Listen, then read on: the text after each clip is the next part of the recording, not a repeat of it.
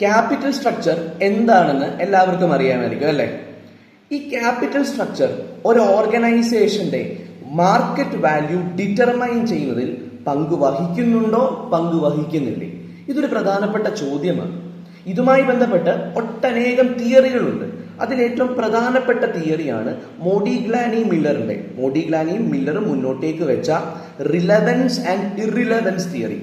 രണ്ട് സിറ്റുവേഷൻസിൽ രണ്ട് തിയറികളാണ് ഇവർ രണ്ടുപേരും മുന്നോട്ടേക്ക് വെച്ചത്. ഒന്ന് റിലവൻസ് തിയറിയും മറ്റൊരു ഇറിലവൻസ് തിയറി.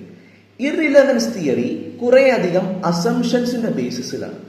നമ്മളുടെ മാർക്കറ്റിൽ ടാക്സ് ഇല്ല എങ്കിൽ, അതായത് നമുക്ക് ടാക്സ് കൊടുക്കേണ്ട ആവശ്യമില്ല എങ്കിൽ, ഒരു ഓർഗനൈസേഷന്റെ capital structure is irrelevant in determining its market value.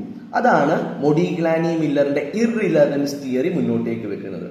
ഇത് ഒരു പെർഫെക്റ്റ് വേൾഡിലെ സിറ്റുവേഷൻ ആണ്. അതായത് റിയൽ വേൾഡ് സിറ്റുവേഷൻ അല്ല, ഒരു perfect world without tax. Clear ആണോ? ഇനിയും ഒരു റിയൽ വേൾഡിൽ എങ്ങനെയായിരിക്കും സിറ്റുവേഷൻ വരുന്നത്? അതുമായി ബന്ധപ്പെട്ട് മോഡിഗ്ലാനി മില്ലറിന്റെ പ്രോപ്പർ ആയിട്ടുള്ള തിയറി ഉണ്ട്.